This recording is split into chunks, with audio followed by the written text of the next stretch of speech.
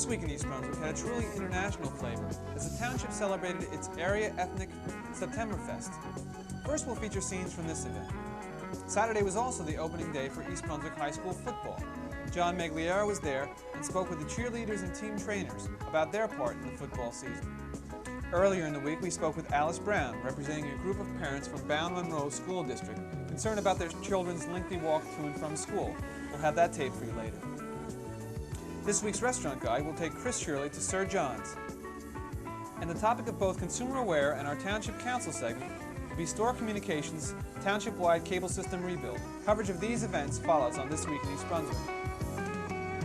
Saturday at the Municipal Complex, it was at last time for the Township's Septemberfest. The day's events began with a colorful march in which local area scouts carried the flags of the nations of the world, on loan from the UN. A crowd of visiting officials, including Assemblyman Paternity, State Senator Bornheimer, South River's Mayor James Janecki, freeholder Don Warwick, and U.S. Congressman Dwyer, as well as East Brunswick Township Council and our Mayor William Fox, looked on as the children brought their flags forward to be put on display. Unfortunately, the day's keynote speaker, Consul General to the United Nations Mission of India, could not attend. Following the opening, Township Administrator John Runyon presented an award to the designer of the Septemberfest logo, Catherine Osner of East Brunswick. After this, Mayor Fox invited onlookers to browse among the wares of the 90 craftspersons in attendance.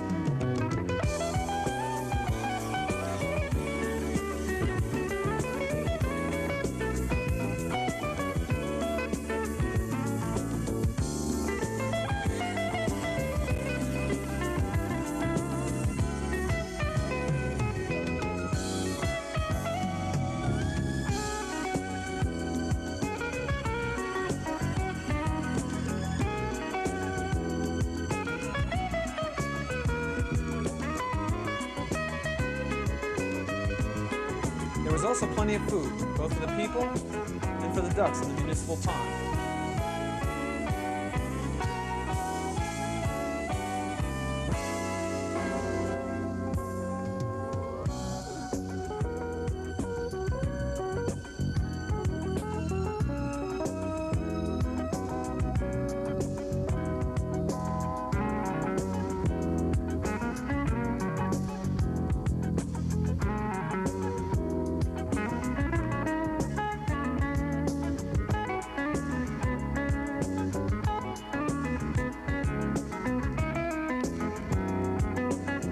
The focal point of the afternoon was the entertainment under the big yellow and white tent, which included Irish folk singers, folk square dancing, and the Rutgers Chinese and East Brunswick Children's Chinese choruses.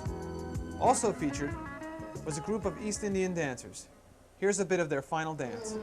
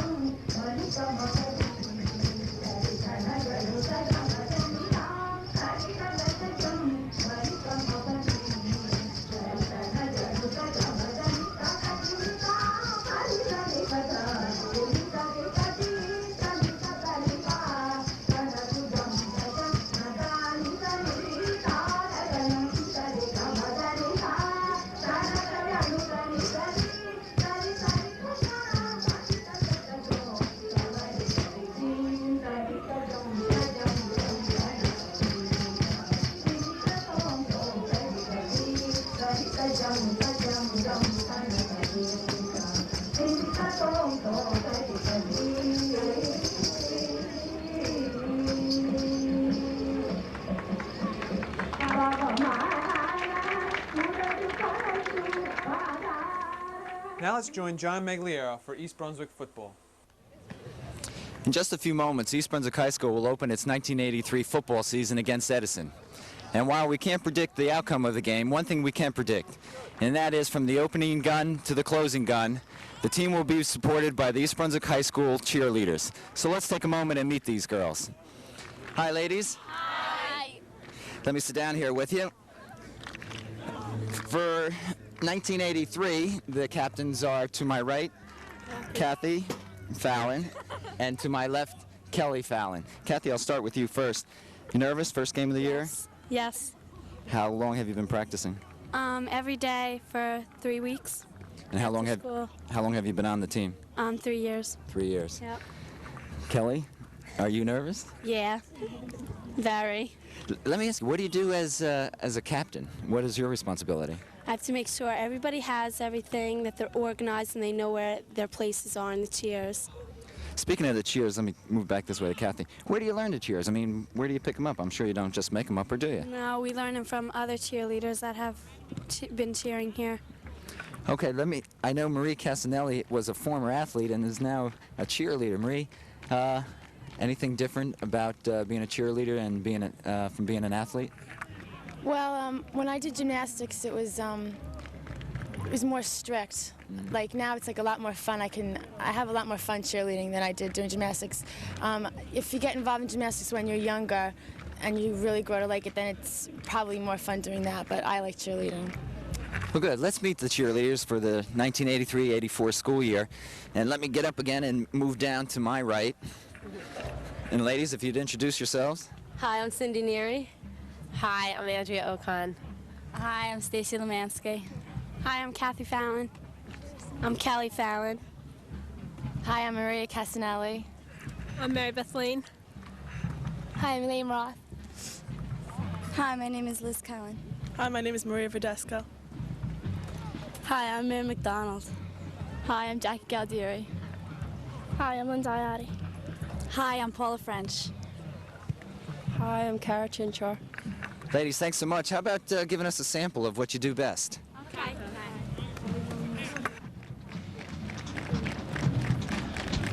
Ready? Okay!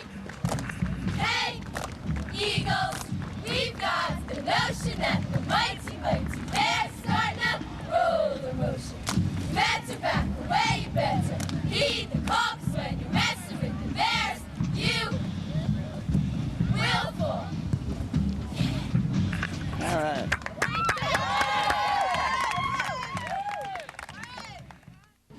You know, part of any football team includes the manager and the trainers, and we're fortunate to have with us this afternoon, before the start of the game, we have Jonathan, who is a student trainer, Hillary, who is a manager, and Travis, who is a student trainer. Travis, let me start with you. What are your responsibilities as a student trainer? Taking care of injuries and making sure they're rehabilitated and they exercise and they get back in shape. How long have you been doing it? 4 years. This is my 4th year. Hillary, as a manager, I guess you're in charge of all the equipment and whatnot. Yeah. And I fill water jugs, and I'm just primarily the coach's right-hand man. How long have you been doing that? For 2 years. 2 years. Jonathan, a student trainer, I've seen you work at the practice field. You seem to enjoy it. Yeah, it means a lot to me, and I get a lot out of it, a lot of education, a lot of on-hand experience. Any of you want to do this seriously as a profession or occupation? Yeah, this is what I'm going to study when I go to college, be an athletic trainer. Great. Hillary? No, it's just for the fun. Just for the fun of it? Jonathan? I really don't know yet. I'm thinking of going to some physiotherapy. It's good experience working here. Well, I want to thank you three for joining us this afternoon, and I'm sure you'll be busy throughout the game. Yes. Well, that's it here at East Brunswick High School as East Brunswick begins to open its 1983 season against Edison. For This Week in East Brunswick, I'm John Megliaro. Take care. Unfortunately, as many of our viewers may already know, East Brunswick was defeated 20-0 by a strong Edison lineup. From the toss of the coin, everything went the Eagles' way. You might have a coin here with a head and a tail on it. Who's going to call it?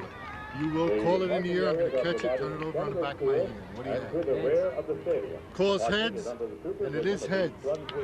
White team won the toss. Kick, receiver, defender, goal. You want to receive your choice of goal.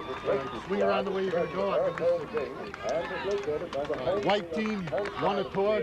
They're going to receive. You need to play that goal. Have a good game. Good luck to both teams. Here, East Brunswick kicks off for the first time this season.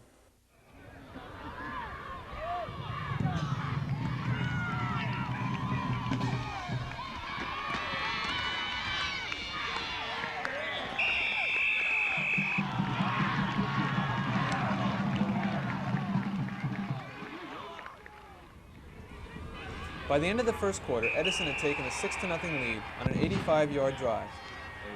Rich Kaplan of the Bears blocked the extra point attempt. But East Brunswick never recovered from this first touchdown, while Edison added 8 points in the second quarter and 6 more in the final quarter. Next Friday, September 30th, at 8 p.m., the Bears will be meeting Madison Central at Madison Central. Last Thursday, September 22nd, more than 70 children walked under adult supervision from Bown Munro School to their homes in the Green Tree and Hillsdale area of East Brunswick. This walk was an attempt to convince school and township officials that the route is unsafe. Here, Alice Brown explains further. Today we gathered all the children whose parents have been renting buses to walk home from Bown Munro School.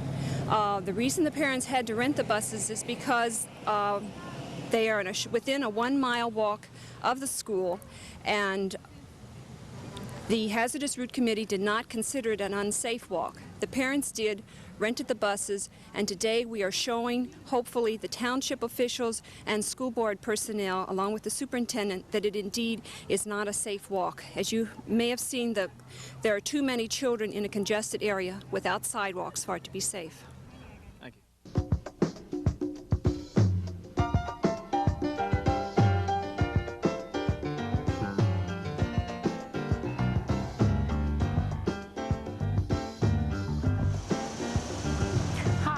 Shirley here for This Week in East Brunswick. Welcome once again to my restaurant guide. I'm standing outside on the patio at Sir John's, which is located on Washington Road in North Brunswick. And we'll be stepping over on one of the tables to speak with Craig Weber, one of the owners. So Craig, maybe you could talk a little bit about how Sir John's began. In 1975, myself and my partner Eric Jensen, we were working for Specialty Steakhouses. They own the Charlie Brown's chain. After working there for 5 years, we enlisted the help of one of our close friends, Brand Northcutt, and friends and family, and we got some backing, and we decided to give it a shot on our own. And we just happened upon this restaurant, which was then known as Cedar Manor. It was up for sale, and so we gave it a shot, and we were very fortunate things worked out. So we've been here now, it's going on 8 years. In December, it'll be 8 years. So maybe you can briefly tell me about the decor of the restaurant. Yeah, I think that's the main reason when we first came down to look at Sir John's to consider to buy it. It's unique in the fact that it is located on a lake, and there aren't too many places in the area that have this feature. So I guess the principal element of our decor is basically the outside. The patio area. The patio and the lake and just the natural setting that it's in. Craig, you told me one of your greatest assets of your restaurant, the people that work here. Maybe you could explain that to me. Sir John's has a couple things that we would consider its assets. The natural setting, the menu we have, which is unique, but I think one thing that we probably get the most compliments on is the people who work here. I've worked in a number of restaurants before, but Sir John's definitely, there's such a close, tight-knit family atmosphere among the employees. It's really unique. We all enjoy working here, and I think that that's what mainly comes across to the people. Hey, I'd like to talk a little bit about the menu now. I personally feel that one of the nicest aspects of your menu is that you have sandwiches anytime. Right, and maybe you could talk a little bit about the unique sandwich menu that you have here.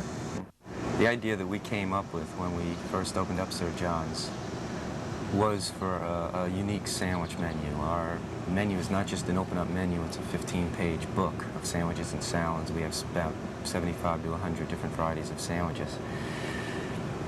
We did also at the beginning decide to have the sandwich menu available all day. And again, this just helps, you know, people come out and they can have a full meal at a very reasonable price. Craig, you wanted to talk to me about the 2 new food items that you've added to your menu. Maybe you could briefly explain them to us. In addition to our sandwich menu, we also have a full dinner menu. And in the coming week now, we're going to be adding an additional 2 items that we're going to be featuring on our dinner menu. The first item is barbecued spare ribs, and although spare ribs are becoming more and more a popular item, I would like to give mention to ours because I really do think that they're outstanding. We'll be using baby back ribs. We found a way to remove a membrane off the back of the ribs as they come in, which adds to the tenderness. We also make our own barbecue sauce, and for the base of the barbecue sauce, we use hoisin sauce, which is an oriental spicy sauce, and the flavor is outstanding. The other item that we're going to be featuring also is our own version of fish and chips, and we will use a beer batter dipped fillet of fish, fresh fish each day, and we'll team it up with homemade potato skins. So you also have a cocktail lounge which features ice cream and frozen drinks. Yes, we do. We had a couple made up for you to sample, so we can talk about it.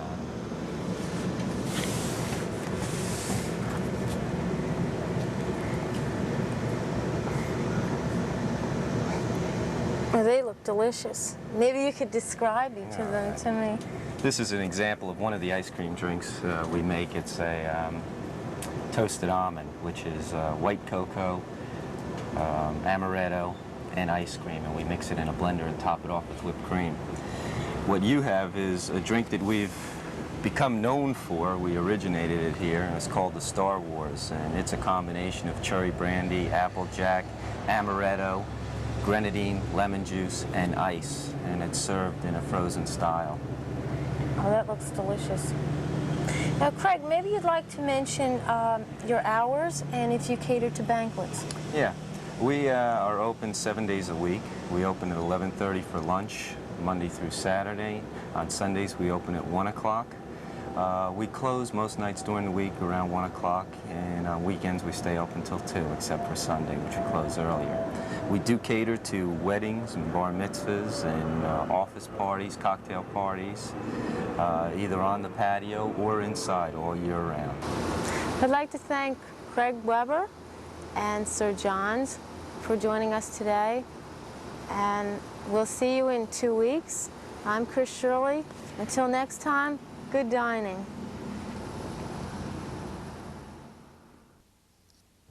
Hello and welcome to Consumer Aware. I'm Mary Tenaccio, and today I would like to discuss our local store communications, which is our cable company, and their intention to rebuild the entire system.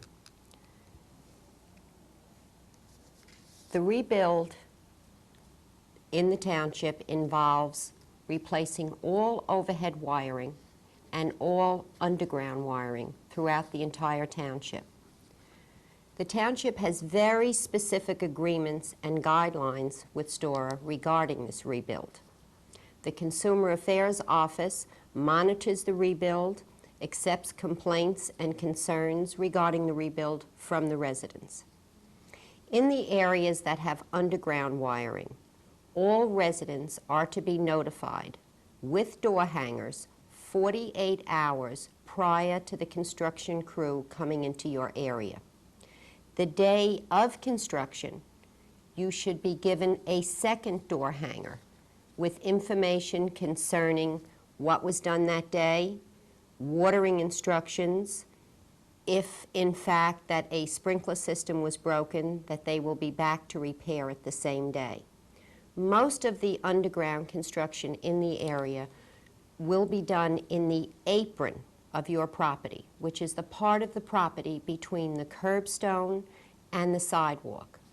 Their machinery will be able to bore under all the trees about 24 inches in depth. In this way, This keeps them from killing any of the root system. We urge residents who have sprinkler systems in the apron of their property to mark them prior to the construction crew getting there. This way, it's easier for them to know where they are and try to avoid any damage. There are very specific written restoration policies on file here in the township, and the construction company must follow these to the letter. There will be a year on the books. If anything happens to your property, that they will be responsible. If anyone has any concerns or questions about the rebuild, please do not hesitate to call the Consumer Affairs Office. You can reach us at 390-6954 every day, Monday through Friday, from 9 a.m. to 1 p.m. Thanks so much for tuning in today, and see you again next week.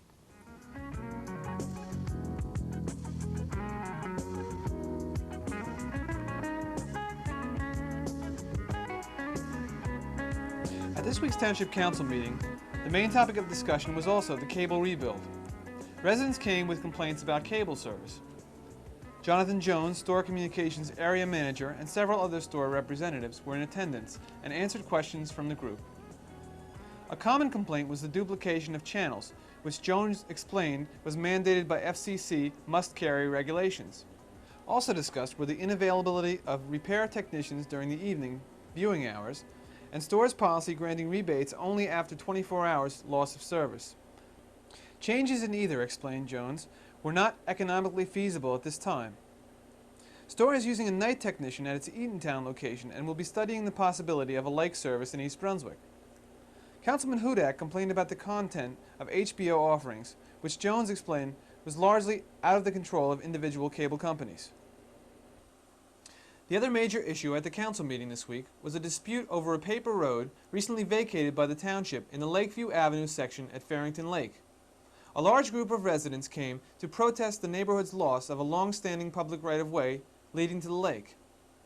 The council assured the residents that every effort would be made to restore the road to its original status, through negotiations and, if necessary, litigation. Thanks for watching. Tune in again next week.